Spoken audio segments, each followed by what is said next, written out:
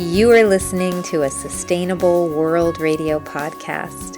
Sustainable World Radio brings you in-depth interviews, news, and commentary about positive solutions to environmental challenges.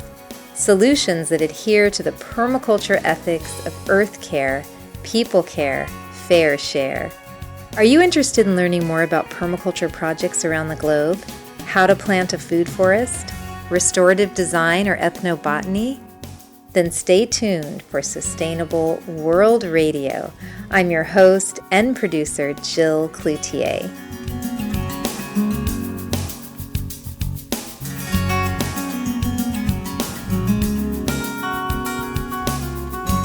My guest today is Scott Bresselsmith. Eric is a wildcrafter, herbalist, and artisan distiller of essential oils. Founder and owner of the House of Aromatics, Eric specializes in wildcrafted essential oils from conifer trees and brushes of the Colorado Plateau. Welcome to Sustainable World Radio, Eric. I'm thrilled to have you here today. Oh, thank you, Jill. I'm also very honored to be on the program with you and share such simple, sweet information from the botanical world. That's exactly what I love to do. Me too. Okay, here we go. How much time do you have? All right. So, Eric, I wanted to start off for those listening who may not know what essential oils are. Could you just tell us what they are so people know what we're going to be talking about in this episode? Absolutely. Essential oils are basically the complex chemistry steam distilled from botanicals. Mm-hmm, okay. And can essential oils be derived from almost any plant? I think so. Not every plant has volatile aromatic compounds. Some plants, like when I distill comfrey, it just smells kind of green. It doesn't create an essential oil, creates a beautiful hydrosol, just like liquid silk on the skin. Super good for the hair, good for so many wonderful things. Wow. And can you tell our listeners what a hydrosol is? The hydrosol is the condensed steam water from the distillation process. So the distillation process basically is heat, water, organic matter, flash cooling the steam, and the flash cooling of the steam is when the chemistry of the botanical is fractioned out. And we'll be talking more in depth about that in this podcast episode. Before we go directly into distilling, I wanted you to share with our listeners a bit about how you began working with these oils and specifically with the conifers and brushes of your area. It was just pretty simple. That's what I live with. And I began distilling just a little over 7 years ago, knowing zero about the distillation process, knowing zero about chemistry. And so when I began the process, the county widened the country road that I live on by 10 feet. So there were piles of Pinon Pine and piles of Juniper, piles of sagebrush lying all along the road. So that was my clue as to what to do. It's like, okay, well, here are piles and piles of organic matter that was going to just be piled up and burned. So I started cutting the boughs, stripping off the needles and twigs, packing them in the still, to a very pleasant surprise, and bringing them to market. Aromatherapists were like, "Oh, these are great oils. Now we don't know what to do with them. Tell us all about them now." And did you know? How did you learn about them? Well, just going through my herb books, Google, studying the indigenous uses of these plants, studying the pioneer uses of these plants, and then making the correlations to the conifer essential oils that are already available on the market, like white pine, Douglas fir, common juniper. I started to look at the attributes of these oils and then drew the correlations to the plants and trees that I was distilling and seeing very remarkable correlations as to what they can be used for. And I think that you had been using, from just doing some research about you had been using essential oils for a number of years before, and I think you were spending a lot of money on them like I do. Can you tell our listeners a bit about how your use of essential oils was before you started distilling? Absolutely. The way I came to using essential oils, after self-studying herbalism, going to the natural food store, buying the echinacea tincture, buying the chaparral salve, buying nettles in bulk, I would encounter essential oils on the shelf. I would reach for the essential oil, get the cap halfway off, halfway to my nose, and then I would screw the cap back on and put it right back on the shelf, which showed me that my, what I like to refer to as my central intelligence, was letting me know that before I open that bottle of essential oil, I really need to know what I'm getting myself into, because these are super concentrated, volatile compounds that, if they're not used correctly, can cause issues and create problems. And I often think that when I see they're so popular now, many essential oils. And I Mm-hmm. really loved how you said that really we should have some knowledge before we use these and use them almost sparingly in a way. Exactly, exactly. So I came to the use of essential oils through meeting an aromatherapist. I was actually selling Persian carpets outside of a yoga studio in Sedona, Arizona, a little over 12 years ago. And this man came along and bought a couple carpets from me. And then at the end of the conversation, he was like, "Oh, I'm an aromatherapist. If you're ever interested in essential oils, look me up." I began to develop a relationship with this aromatherapist. Took a couple of courses with him, and then began shelling out the dough for essential oils from all over the world. Lavender from France, eucalyptus from Australia, sandalwood from India, spikenard from Tibet, to great, great benefits for myself. And meanwhile, being an herbalist, there was always a voice in the back of my mind. The medicine you need is always just a few steps away. I love that. After a few years of literally spending thousands of dollars for myself and my family, I was like, well, I probably could have bought two stills uh, with all I've invested in my personal wellness and health and my family's.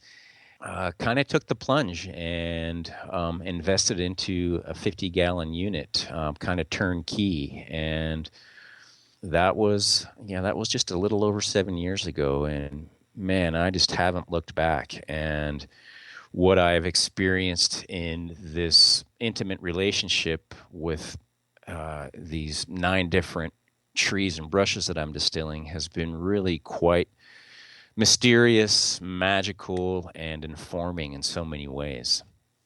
And, I loved your description, and I think this is important for people to know. And then I want to get into more of the specifics of distilling.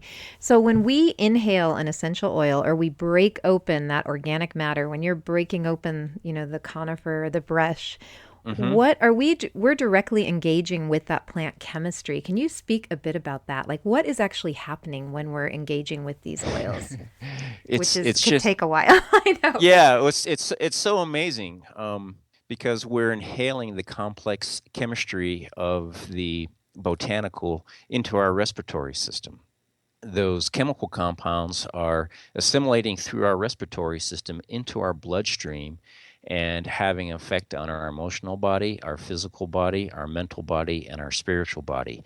And I like to refer to these 4 aspects of ourselves as our 4 dimensions. The primary message that I was really able to receive from my first aromatherapy teacher was knowing the source of your essential oils and being assured that the quality of the essential oil is really integral. Because as we're doing something as simple as inhaling the aromatic into our respiratory system, once again, it's affecting us on all 4 levels. And then if we take it to the place of putting it on our skin, essential oils are solvent in nature, so they literally dissolve through our skin into our bloodstream, and in high enough concentrations will penetrate cell walls.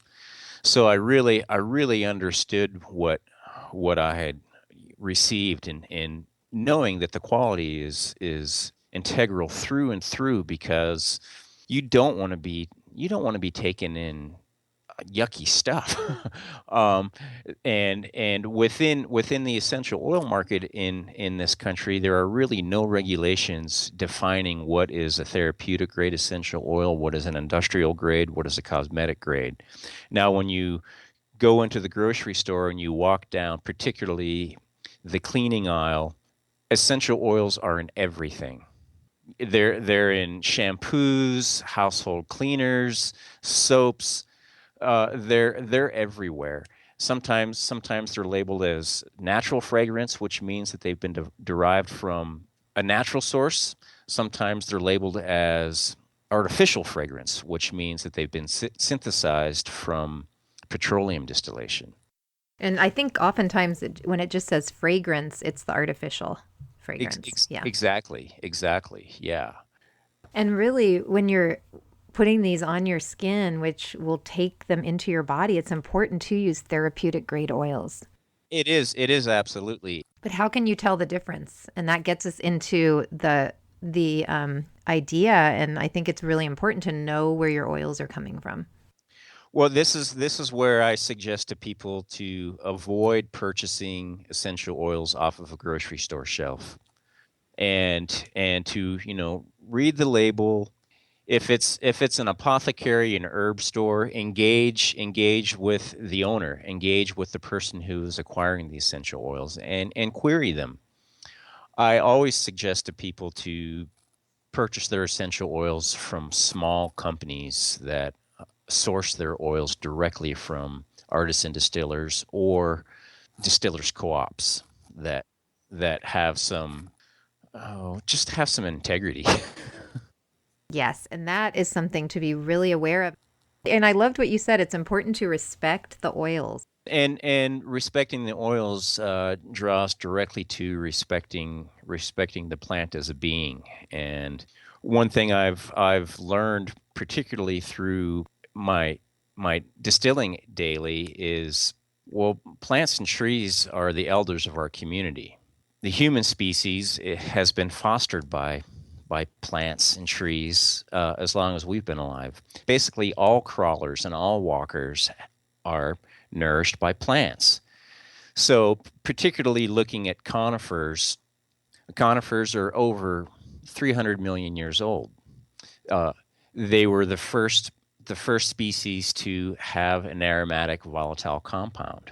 Conifer trees basically colonized the planet so that the lower stories could take off and grow. And so I look at the conifers as elders of the community. And one of the aspects of using essential oils is not only just for the aromatics and for physiological aspects like staving off a sore throat, they help us to be remembered into the greater community that is Mother Earth's dream.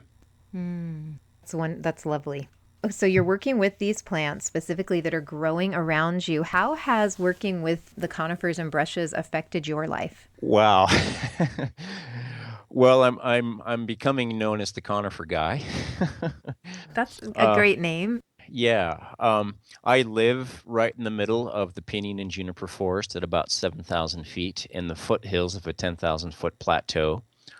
So I drive 10 minutes up the road and the forest transitions into ponderosa. I transition a little bit further and it transitions into spruce and fir and aspen.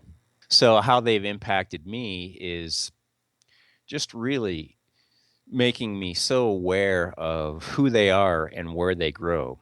Conifer trees will grow in most places that trees grow. You'll find conifer trees growing on the beaches of Florida. You'll find conifer trees growing in the mountains, the Himalayan mountains. You'll find conifer trees all through the urban landscape. What that shows me is adaptability, endurance, a giving nature that is beyond our comprehension. Trees are respirating for the planet. They're breathing oxygen. They're inhaling it, they're exhaling it. And we all know that without oxygen, we don't live. Trees and plants foster the flow of water. Without water, we know trees and plants can't live, we can't live. And I have learned that water is a living organism. Mountains are living organisms.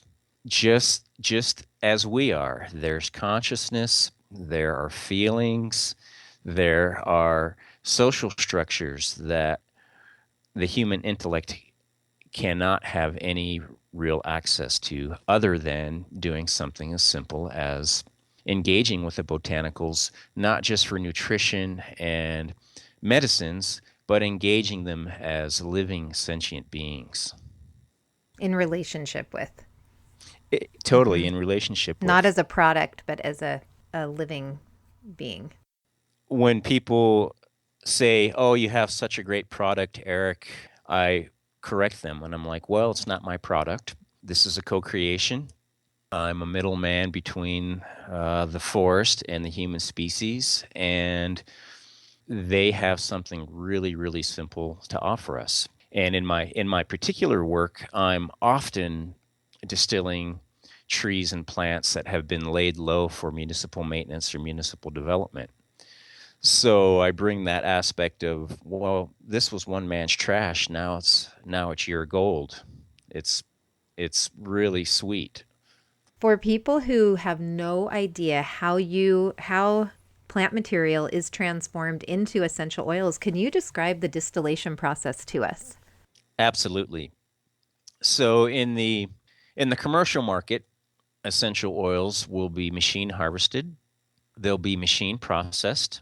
They'll be packed likely into a 200 or 300 gallon vat, and then they're often steamed with high temperature steam, which decreases the distillation time, increases the yield, decreases the stability of the chemical compounds, and the active innate intelligence of the plant. As soon as you crack open that pine needle, as you were alluding to a few minutes ago, as soon as you crack open that pine needle and smell it, the aromatic compounds are lifting off. And as they're lifting off, they're beginning the oxidization process, which begins the decay process. So I've learned that by processing my material by hand, all of the volatile compounds don't begin to lift off until the steam gently starts to release them.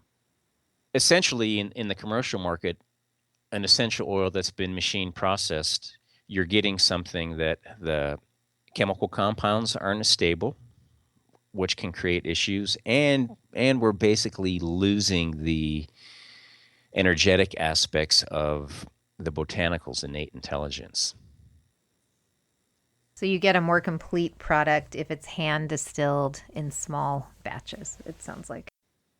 That's my experience, and essential oils outside of my personal distillation, I always acquire from other distiller friends, because I know that they're not running it through a chipper shredder, and which you tried in the beginning. I did, yeah. I used a chipper shredder for about 3 months, and I was like, man, this is crazy. And the noise too, huh? Yeah. It's like I'm afraid that my sleeve's gonna get caught into the belt and wrap me up, or you didn't want to be distilled yourself. No, and so as I was using the chipper shredder and I was smelling this aromatic and it was dust and noisy, I'm like, now how does this making the plant feel if I'm so anxious doing this? So I was like, well, it's a process. It's a process for the plant to go through the process to become the genie in the bottle. And in my distillations, I look at the little bottle of conifer essential oil, and I have a direct relationship with it as a tree in the forest, or as a tree that's been laid low beneath a transmission line. And then here I come along and I cut the boughs off and I strip off the needles and twigs, and then I pack them into this 50-gallon stainless steel barrel, and then I feed steam through the bottom. And I'm like, this is not comfortable. This is a birthing process for the plant's innate intelligence to appear into a little bottle of liquid that ends up in New York City, or ends up in Paris, or ends up in Santa Barbara. And I'm like, well, why do the trees and plants allow this to happen? Why are they doing this? And I come to understanding that they are forgiving. The earth is very forgiving. So there's really simple wisdom and knowledge that the plants are offering to the human species to help us calm down and relax. and, and so that we may understand that we're not only of human nature, but we are also of Mother Nature. And within our elemental selves, we have access to other places of consciousness, other places of being that are outside of the angst of being only human.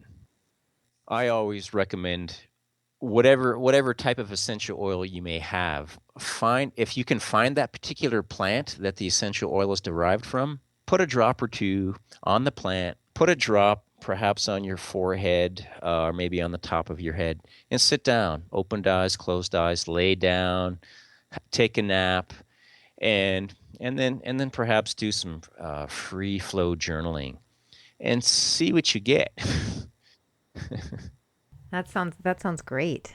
It's a great practice, and to help calm the mind and relax the mind into accepting what is and what isn't, and finding that flow within the day that is, based on the fluids of our body, the fluids of the earth, the water, the wind, to allow ourselves to be guided in a way, and then also being very intentional with our actions. So, the meditation practice, the meditation exercises of anointing a plant, anointing yourself, and sitting down, that's very intentional and is an opening to the guidance of our elemental selves. Mm-hmm. And it's a sense of belonging, I think, too, when we use the plants. I feel like, for me, it makes me feel like I'm a part of the earth instead of separate. Mm-hmm. And that's what they give us. Perhaps you started using essential oils just for the aromatics, or maybe you just started using them for, an arthritic thumb or stings and bites. And then something else came along that informed you that interacting with botanicals in this way gives you another level of calm in your being that allows you to be more effective and efficient in your daily doing, and to be more affectionate in your sphere of influence. And also herbs. I mean, using the herbs, you're a wildcrafter. I think just being around the plants, integrating them into our daily life really can have a profound influence on us. Completely. And my experience using tinctures or teas, it led me to essential oils. Now, I haven't had the experience with tinctures or teas or salves and balms that I have had with essential oils. With essential oils, I have noticed a particular very subtle psychoactivity of my perception and awareness just gently expanding, that brings a certain understanding that, gosh, Jill, we're all made of the same thing. We're all coming from the same place. And the carbon molecule, the oxygen molecule, and the hydrogen molecule, however many there are, determines what the chemical compound is that creates the elemental being to arise in the dream of the earth. I would love also to get back to the distillation process. So you're collecting these conifers, you're collecting the brushes. How much raw plant material does it usually take to make a few bottles of essential oil? Great question, and a lot. I have a 50-gallon stainless steel drum that I pack to the brim, and I run that for about 10 hours, and my average yield is 3 to 4 ounces. Wow, amazing. So there's 30 mils in an ounce, and so we typically buy 5 mil bottles and 10 mil bottles of essential oil. So if you can just wrap your head around that, what that little 5 mil bottle of essential oil represents, a really good armful of plant material. And that's what sometimes worries me about the popularity of essential oils is, do you ever think about that? Like, oh, these plants, are they going to become endangered? The plants that are very popular oils, That's Hmm. why we have to really watch who we get our oils from to make sure that they're harvesting in an ethical way. Yeah, absolutely correct. And one of the things that I like to talk about is, guess what? The medicine you need is just a few steps away. We're surrounded with all of the constituents that you can find in Tibet, all the constituents that you can find in North Africa, all the constituents that you can find in Australia. Plants plants are related through botanical families, and through the relationship in botanical families, they share chemical families. Mm-hmm. So as you've been studying the uses of essential oils, you're like, wow, this one's good for this one's good for the same thing, this one's good for the same thing, this one's good for the same thing. Why is that? That's because they share chemical families.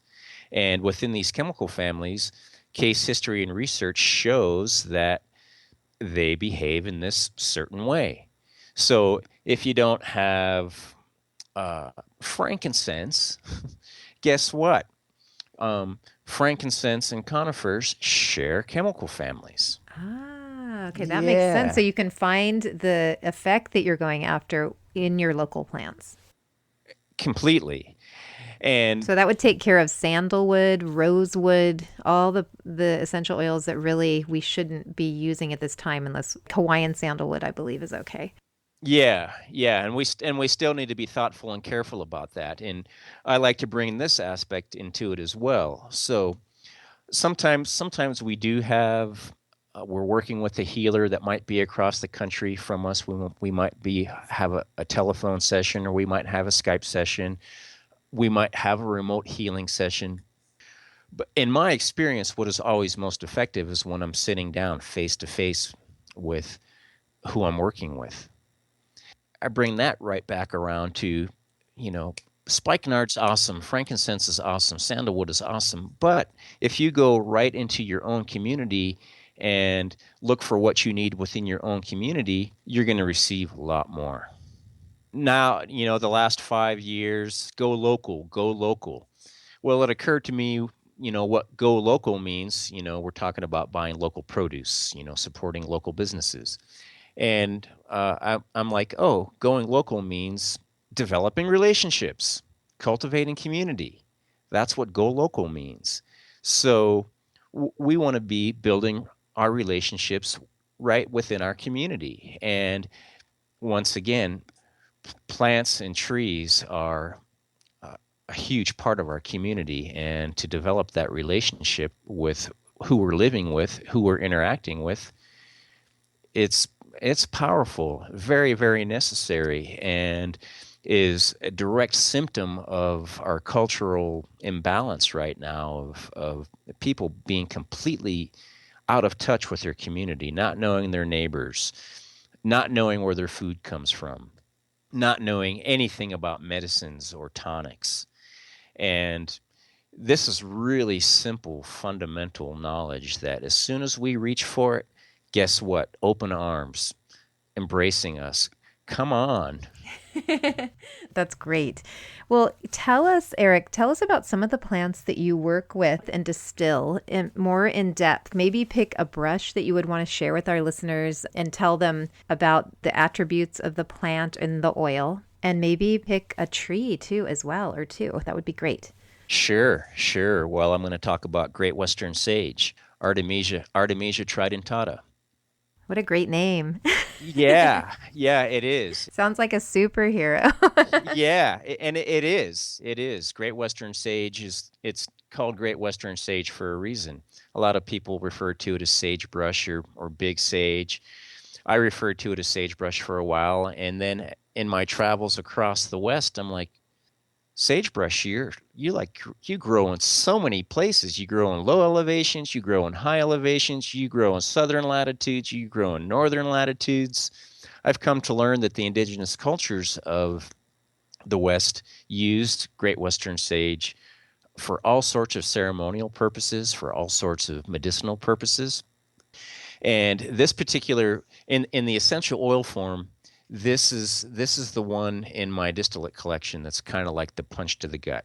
I'm always like, when I open that bottle, I'm like, okay, you don't have to get too close. You don't have to inhale too deep.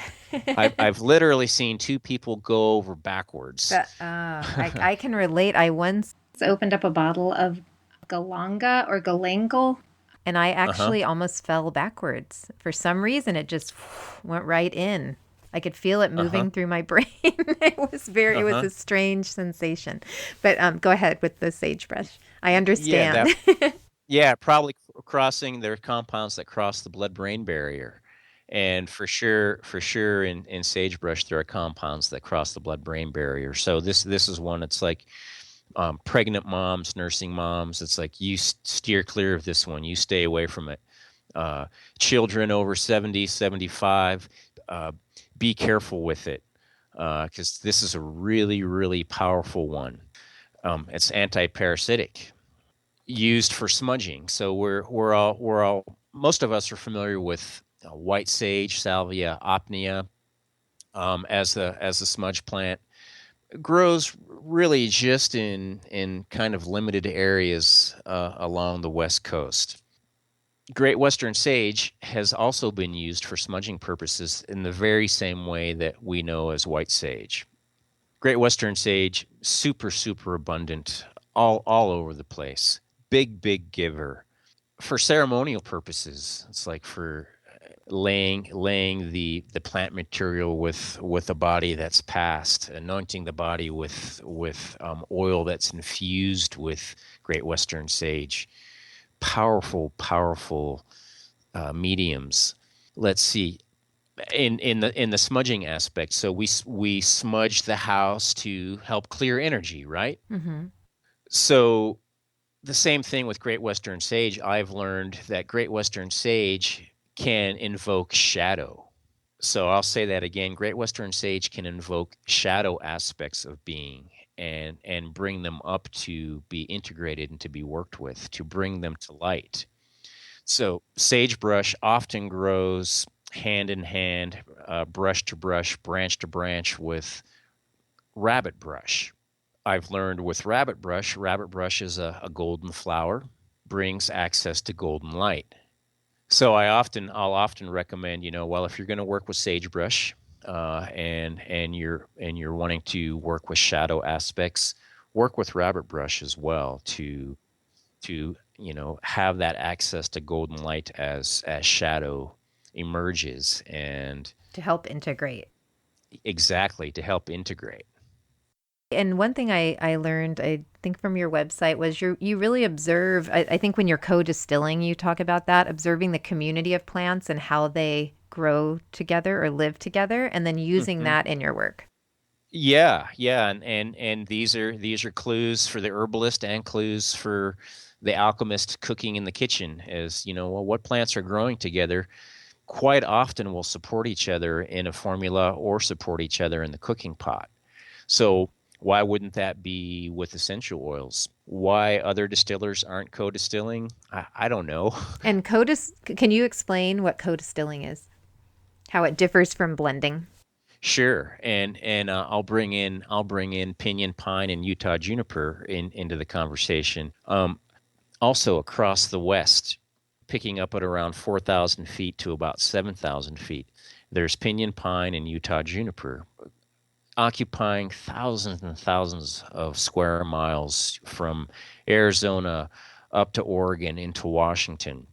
You see Pinon Pine growing, and then there's Utah Juniper growing right at its feet. Sometimes trunk to trunk. I've actually encountered Pinon and Juniper a time or two with their trunks literally wrapped around each other. Pinon Pine is I like to refer to as kind of the lavender of conifer essential oils. It's very gentle, very appealing aromatically, has a particular calming, relaxing aspect, has a feminine attribute. It's antiseptic, it's antiviral, it's antibacterial, amazing for arthritic rheumatic conditions, amazing for stings and bites, amazing for the respiratory system. Right next to it, you've got Utah juniper growing, which is grows all kind of twisted and gnarly and kind of big, massive trunks. has a particular masculine aspect. It's also antifungal, it's antiviral, it's antibacterial, good for broken bones, amazing for the respiratory system. So when I first began the distillation process, seeing the piles of Pinon and Juniper lined up along the road, and then observing, oh, these two trees like grow together everywhere. Little light goes on. Well, that would make sense to put them both in the still together. And when they go into the still together, through the flash cooling process in the condenser, the chemical compounds actually bond together and create a stability that you can't get by pouring Pinon Pine essential oil into a beaker and then pouring Juniper in it and stirring it together. In that case, you're going to get something that works synergistically, but you're not going to get compounds that actually bond together. What also happens in the distillation process is we're distilling the community aspect of the plants growing together. So there is a whole symbiotic relationship that these plants have in their natural setting within their community that gives us access to in the little genie in the bottle. That was interesting to me because I haven't seen the code distillation anywhere else. I know there's so many plants. Is there any other plant that you would want to share with our listeners today? Sure. Yeah, I'll talk about Douglas fir, which most of our houses are framed with. Really sweet aromatic. The fir family, when you touch a fir bough, it's soft and furry. Literally. Yeah. With the Yeah, U, furry. yeah. It's like it's not pokey. And then when you take one of those little needles and you crack it open, you get this sweet aromatic, totally reminiscent of blue bubble gum.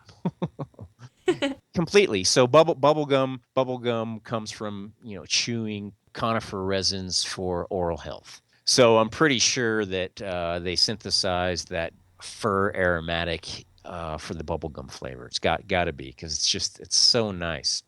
Douglas fir essential oil is amazing for sore muscles. Again, amazing for the respiratory system. The conifers are across the board respiratory allies through and through. Once again, because they're respirating for the planet. So any respiratory health, respiratory maintenance, conifers are the way to go. Douglas fir grows in so many environmental demographics. It's just another one of those amazing adapters, one of those amazing trees that can endure so much and is so giving. And again, wrap your head around it. It's like, well, we're all nesting in a lot of Douglas fir.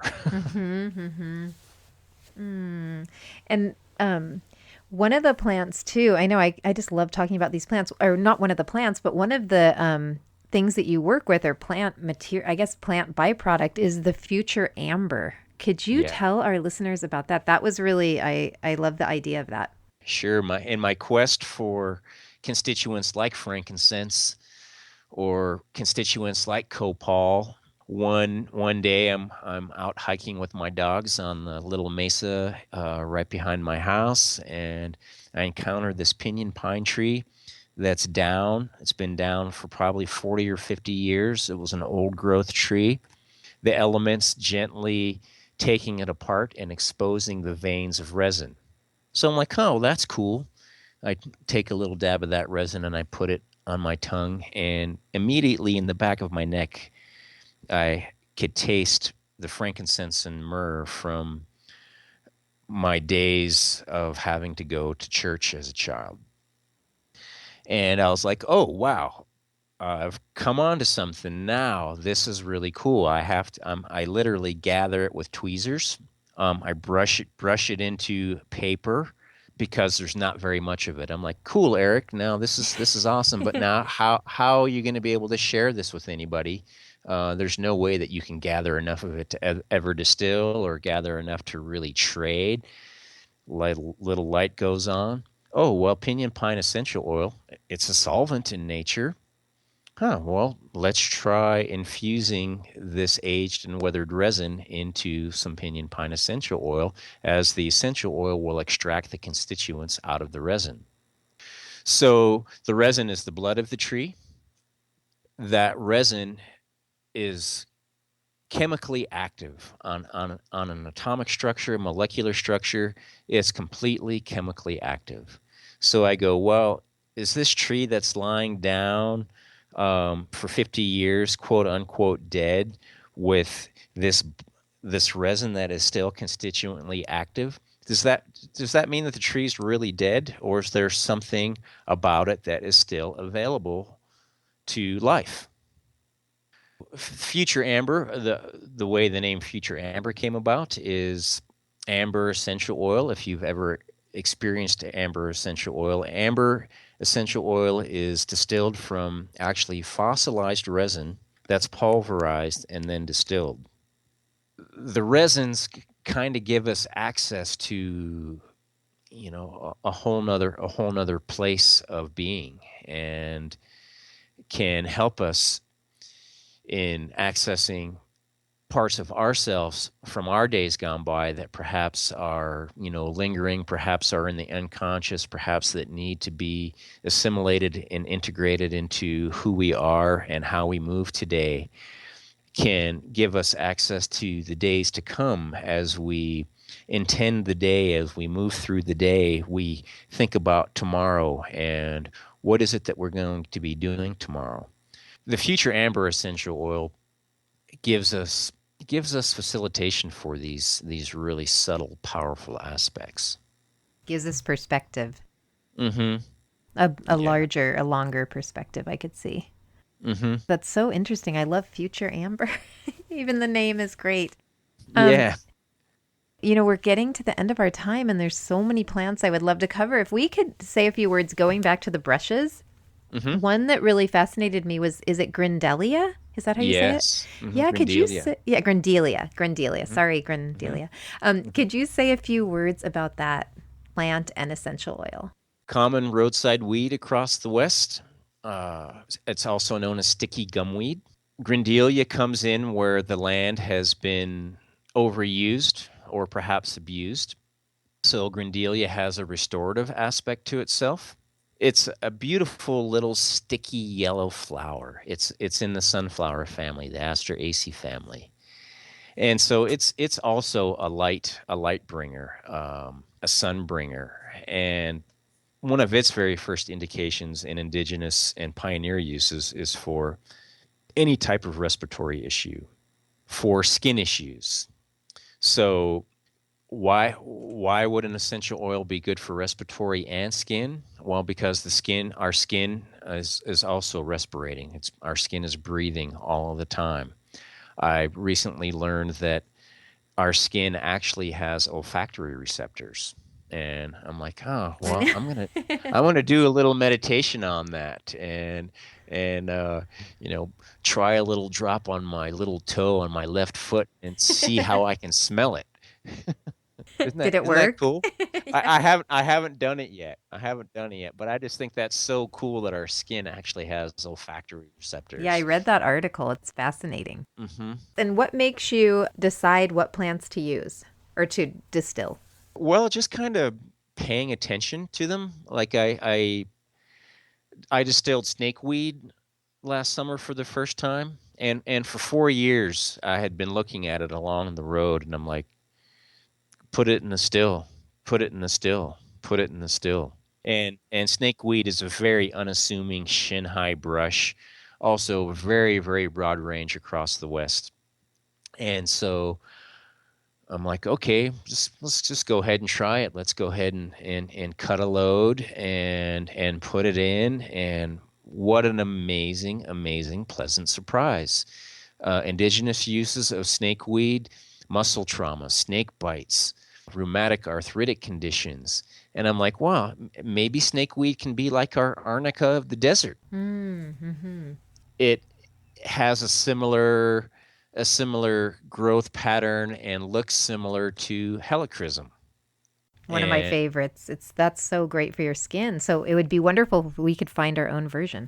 Well, that's part of my quest, and one of the things that I'm doing, and helping to bring this, once again, super fundamental, simple information from the information of the earth into the knowledge of being.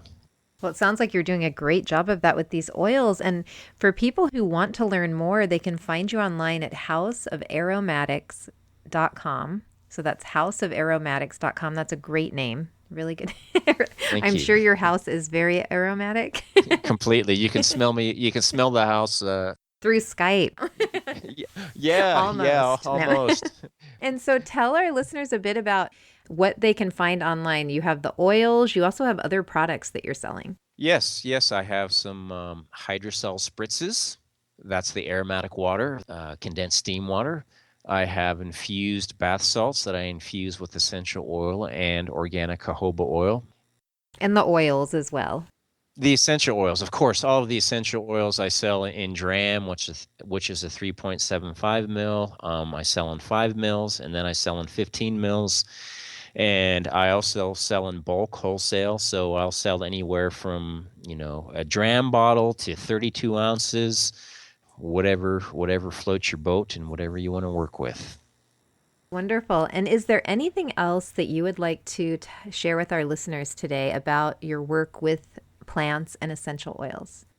Gratitude and thankfulness is one of the primary aspects that I've learned through this process. And giving gratitude to myself every morning for all that I've chosen and decided and taken action upon that's brought me to this place of here and now has led me directly to give gratitude and appreciation for my ancestors and all that they've experienced, all that they've endured, that allows me to be here right now speaking to you on Sustainable World Radio. So gratitude practice works, everybody, and verbalizing it is amazing. Thinking it's good, but saying it out loud and saying it out loud for yourself in the morning. Thank you for whoever you are and whatever you've done. And I thank you all for listening in the pursuit of wellness and health, that we human beings may be more informed to make better decisions and choices. That was wonderful. Well, thank you so much for joining me today and to share with our listeners your wonderful oils and your connection with plants. Well, thank you. My whole body is smiling. Thank you. You've been listening to a Sustainable World Radio podcast. You can find us online at sustainableworldradio.com and also on iTunes. For more information about permaculture and ecology, visit the Sustainable World Media YouTube channel, where you'll find videos about permaculture, aquaponics, organic gardening, rainwater harvesting, and much, much more. Sustainable World Radio is a listener-supported program. If you like what we do, please consider making a donation to the show. I'm your host and producer, Jill Cloutier, and thank you so much for listening.